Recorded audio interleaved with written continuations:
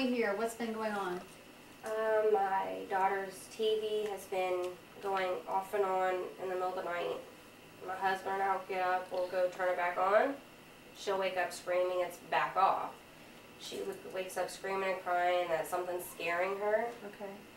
How old is she? She's 8. 8, Now okay. the TV was in that room and it never went off and on. Okay. I moved it to this room with the VCR, so it's a bigger room so they can watch movies and stuff, and that's at nighttime. Okay. It would go off, come on by itself. Okay. All right. Strange noises. I've been sleeping out here on the couch for the past couple weeks, and I'm 29 years old. I should not be hiding under a blanket, and I do. So scaring you. I feel like I'm just uncomfortable. Like I don't. Like you're being watched. Yeah. Okay. And he'll come out here and my head's covered, so I don't know who it is, and he'll touch me, and I'll freak out because I get scared, and I'm uneased, so I sleep in different sections of the house because I'm not comfortable in one spot.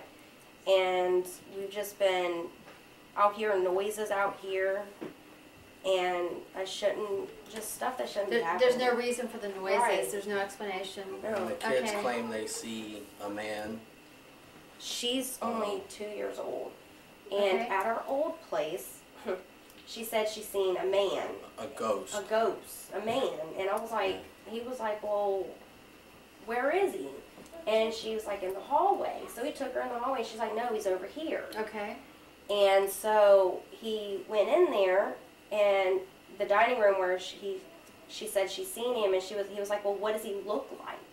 And she pointed at a picture of my dad. Okay. She's never met him. He got killed 6 years ago. I asked her, I said, so what does he look like? And she's like, him, and she was pointing at that picture over here that we have, but it was in a different spot, of course, at the other place. And I said, who? And she's like, him. He's nice. That's the man I see. I was like, okay. So he's here in a protective role.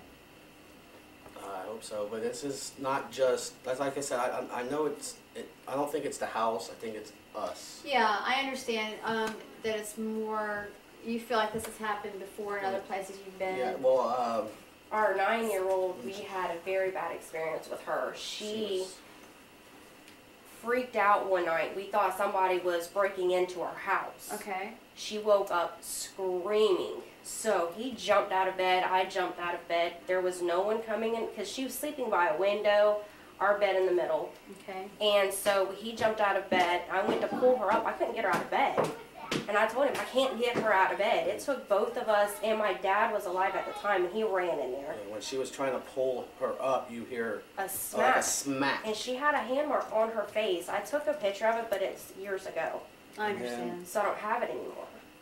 We were at another place, and my other daughter, the middle one, she's screaming. So I run in there, and she's like, something came from under my bed and grabbed my leg and tried pulling me under the bed. Okay. And I'm like, baby, it's just a dream, you know, don't worry about it. And she had marks She had marks on her legs, like scratches. Like something grabbed her, was trying to pull, and she was fighting it. Okay.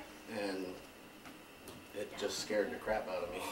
Well, I understand. I mean, we want to protect our kids, and if there's something unseen, it's pretty hard to protect them. We were at an apartment on Arlington Expressway, and a lot of things going on, noises, voices, footsteps, and the kids saying they're seeing people. So we had called the priest and came out and blessed the house. Well, when he went into the girls' room, he didn't say nothing to us, but you know how when someone senses something, he was with the holy water just freaking out, and immediately. What kind of priest was he, by the way? Catholic priest. Okay. He's like, let's say a prayer and I'm leaving. And we're like, that was it. That was a little fast. Yeah. But you could tell something so spooked him a little bit. Scared you a little more than it comforted you. Yeah, so that something spooked him and made us more uncomfortable. Yeah. Well, we're both reverends, so we're going to be able to clear and bless your place. And in addition to the fact that mediums, and we're able to communicate with who's here, and we have all the science equipment, so we can document it for you, which we'll be reviewing after tonight. Okay. But what we're going to try to do is to make communication with whoever this is Are you getting any kind of readings on that? No, just the heat's going up. I don't know if it's because I turned the air conditioner off, but it was 77.4, now it's 78.6. Okay, so we just want to 78.4. establish a baseline. That's Okay. good. I appreciate that. If you think about things, you know, scientifically, that kind of helps you lower your fear level of things, and you kind of try to just determine what's going on. Well, I'm disabled. I have post-traumatic stress disorder. I also suffer from, I was almost killed. Okay, so after that I started seeing things. My mom says it's a gift, but I don't, you know. All right, so what it is you're developing your, newly, in a way, developing yourself without, realizing that that's going to bring spirits to you who want to communicate. That's what I don't know if it's. I don't know if it's spirits It's not a or bad if it's thing. because I have the post-traumatic stress disorder and I'm just hallucinating. Okay, so that's why we're here, so we can determine whether or not there's any, that we can document any evidence here for you, but at the same time see if we can communicate with anybody that's here. And I do feel like because of your, your daughter seeing your dad, that you've definitely at least got him here as a guardian, so that's a good thing. Can I ask, what was it, military then for you on the post-traumatic, or? No, we live down the street here. She hates talking about it. We had an altercation with some family members, like not related to us, but by a child. They came out and started some problems. One of them stabbed her dad in the heart and killed him, and stabbed me. All I remember is them telling my parents, spend as much time as you can with him because he's not going to make it through the night. I got my death statement and a priest giving my last rites. I think that's what it's called. He was praying over me and blessing me, and I wasn't supposed to live. But it was due to a stabbing down the street here over a confrontation over a child. That was a bad night. Like, And and my that was your dad that was killed? Yes. I'm sorry. Unfortunately, them two. my daughter's seen it. They seen me literally with my fingers in his chest trying to save him, and they seen it all. And now they got post-traumatic stress disorder. Now, on top of it, we had our landlord was there at the time. She don't believe in ghosts, spirits, or anything like that. She was plugging his heart with her fingers. The landlord came up and was trying to comfort her and help her, and she bugged out and left.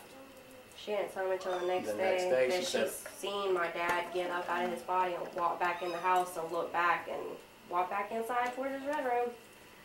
All right, so it's very, very possible then that your dad is here not just as a guardian, but he also might have a thing that we can do to try to help heal you. Wangle is a very, very awesome healer, and there's things that he can do for you as well to help you calm down and just know that your family, your friend are in a good place. Really severe head ache or head injury. Yes, in the back of my head, it's the rear. Is there someone that you know that was injured, that was hit from behind on their head, or they had some sort of, I don't know if it could be like brain. Her dad had an aneurysm in his head. Okay, because it's well, this is painful. I don't know, would an aneurysm be painful? It's due to being bashed in his head with He had an aneurysm due to a guy hitting him in the head with a Mac flashlight. And that's the pain. The night he got stabbed, he was also smacked in the head with a bat. Him and me. Okay, so was that in the back of the head right here on the neck? I didn't see it. The lower head? The Mac flashlight was when he got hit in the back of the head. Okay. In the front. Yeah, it's coming around to, it's around this part of my head here. Yes, that hit busted open right there. Yeah, it feels like right on my temple is where the pain is. This is down to The ambulance 75.9. had to wrap his head up and patch him up right here from where the flashlight busted him open. All right. Is that our last name? I'm going to close the door, or open the door rather. All right. Oh, beautiful big orb came from right here and just floated right to the center. Open your hands up so you can just relax there. There you go. Alright, Spirit, you can keep talking and listening.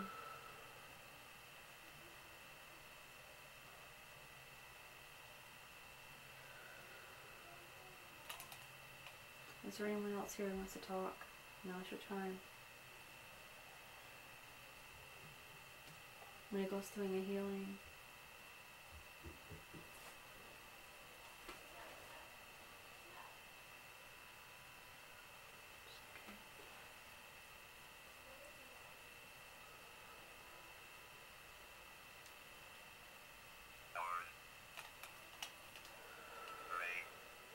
Pray.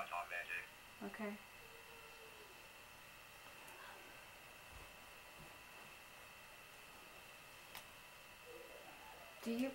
Are you religious? Do you pray? Yeah, a lot.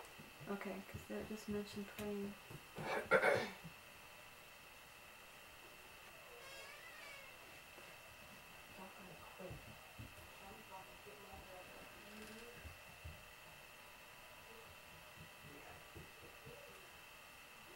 There's just a lot of exhaustion, a lot of stress.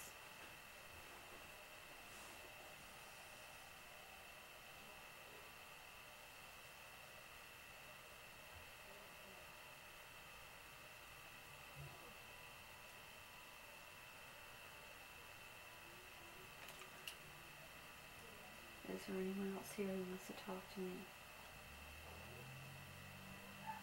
Give me a sign that you're here. Light up my lights. Use my device here to tell me some words.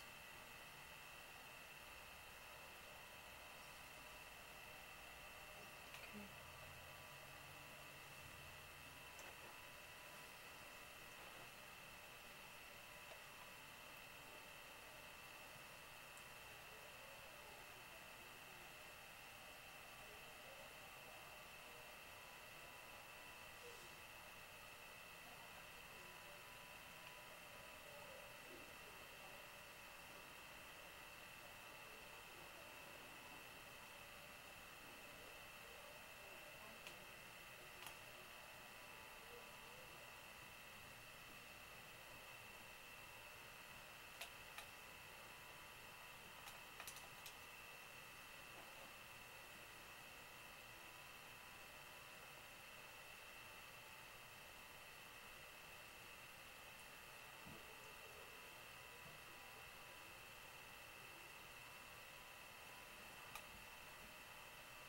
You 0, see it? 0?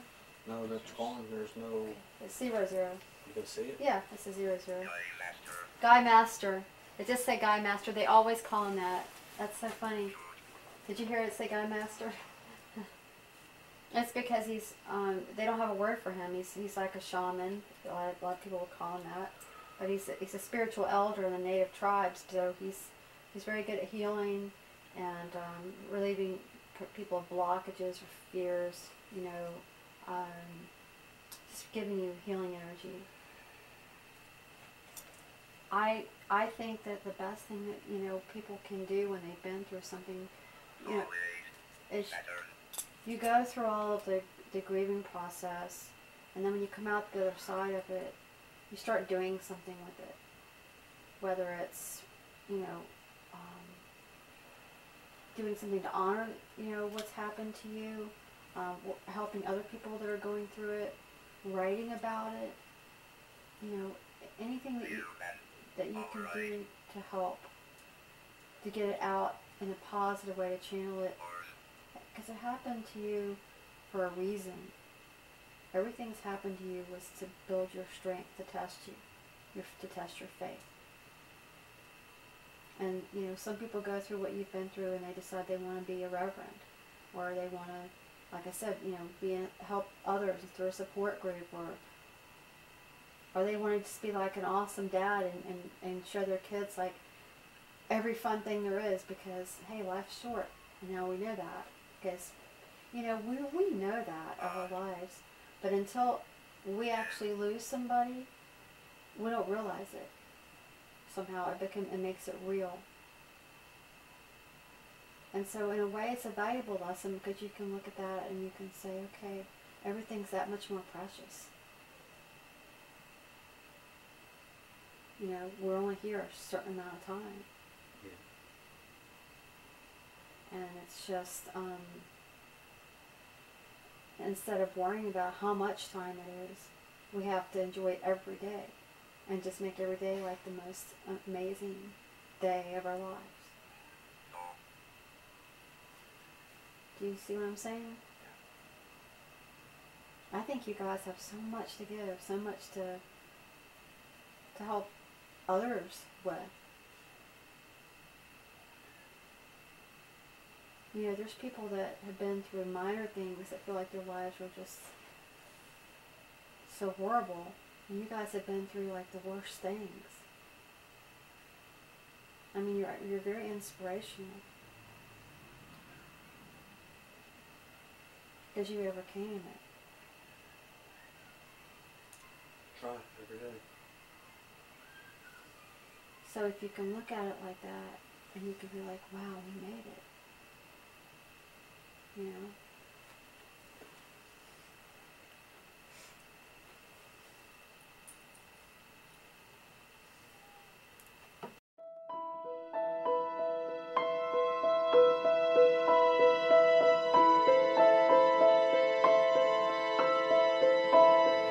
How can you see?